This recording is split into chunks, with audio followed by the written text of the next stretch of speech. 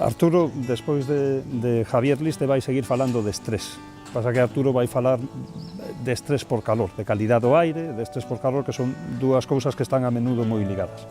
Arturo, inda que se chama Arturo Gómez, asesora explotacións en medio mundo.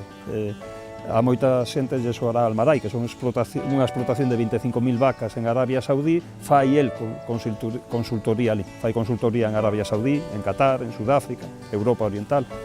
Seguramente seña das persoas que máis saben no mundo de estrés por calor, de calidade de aire, destas cuestións.